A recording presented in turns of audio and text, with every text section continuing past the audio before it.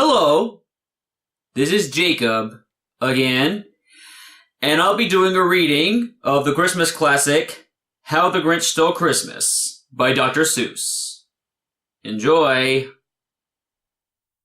Every Who down in Whoville liked Christmas a lot, but the Grinch, who lived just north of Whoville, did not.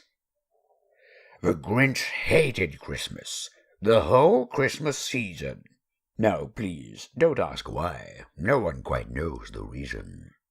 It could be his head wasn't screwed on just right. It could be, perhaps, that his shoes were too tight. But I think that the most likely reason of all may have been that his heart was 2 sizes too small.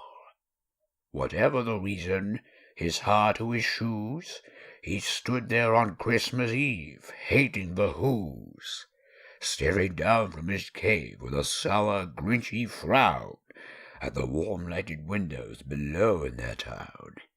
For he knew every Who down in Whoville beneath was busy now, hanging a mistletoe wreath. And they're hanging their stockings, he snarled with a sneer. Tomorrow is Christmas. It's practically here. Then he growled, with his Grinch fingers nervously drumming. I must find some way to stop Christmas from coming. For tomorrow, he knew, all the Who girls and boys would wake bright and early. They'd rush for their toys. And then, oh, the noise, noise. That's one thing he hated. The noise.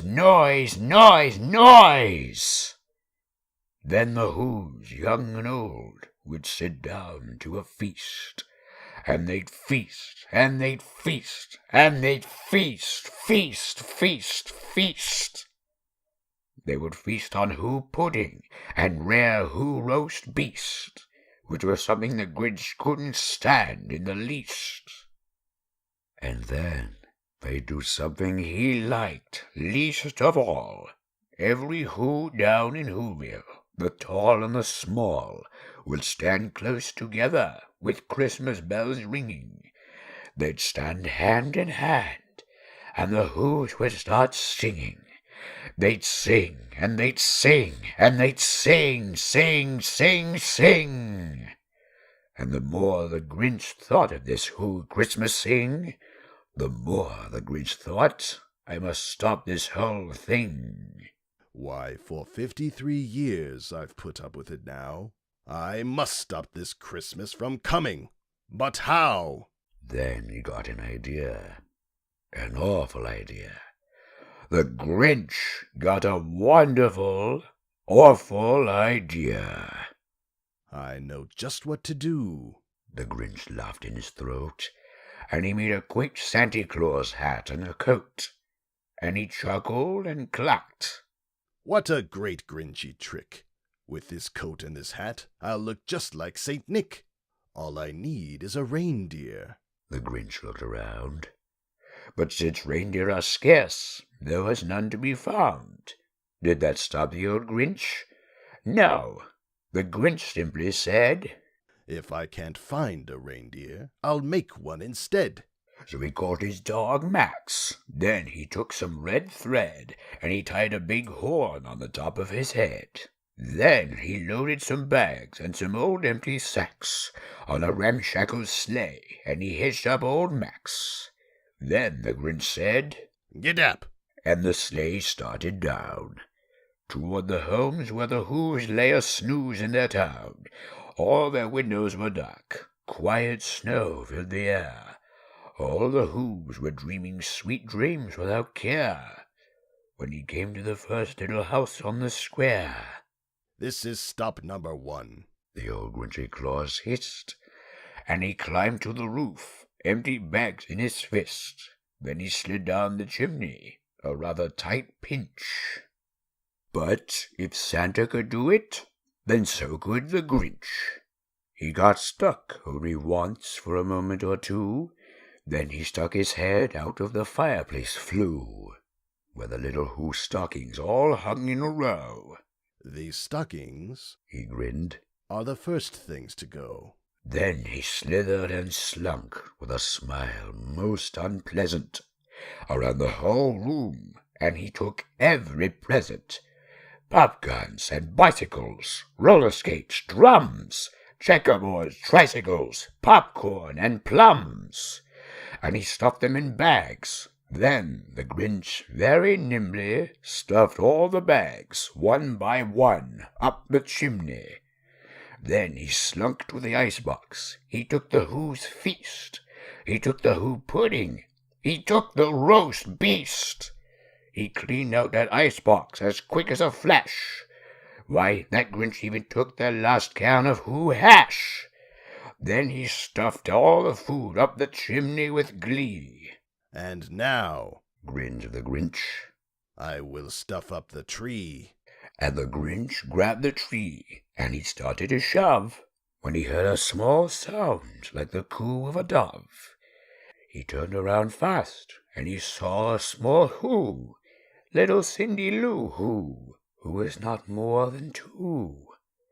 The Grinch had been caught by this tiny Who daughter, who'd got out of bed for a cup of cold water. She stared at the Grinch and said, "Santa Claus, why? Why are you taking our Christmas tree? Why?" But you know, that old Grinch was so smart and so slick.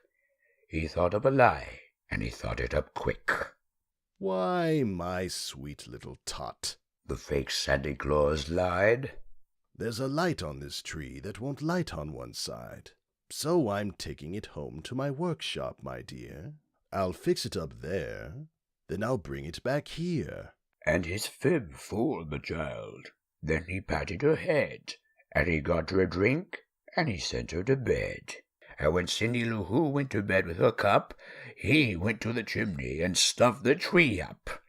Then the last thing he took was the log for their fire. Then he went up the chimney himself, the old liar. On their walls he left nothing but hooks and some wire. And the one speck of food that he left in the house was a crumb that was even too small for a mouse. Then he did the same thing to the other Who's houses, leaving crumbs much too small for the other Who's mouses. It was 1:15 dawn, all the Who's still abed, all the Who's still a snooze, when he packed up his sled, packed it up with their presents, the ribbons, the wrappings, the tags and the tinsel, the trimmings, the trappings. 3,000 feet up the side of Mount Crumpet, he rode with his load to the tip-top to dump it. "Pooh, pooh to the Who's," he was grinchishly humming. "They're finding out now that no Christmas is coming. They're just waking up. I know just what they'll do. Their mouths will hang open a minute or two. Then the Who's down in Whoville will all cry, boo-hoo. That's a noise," grinned the Grinch. "that I simply must hear." So he paused, and the Grinch put his hand to his ear, and he did hear a sound rising over the snow. It started in low, then it started to grow. But the sound wasn't sad. Why, the sound sounded merry. It couldn't be so, but it was merry, very. He stared down at Whoville. The Grinch popped his eyes. Then he shook. What he saw was a shocking surprise.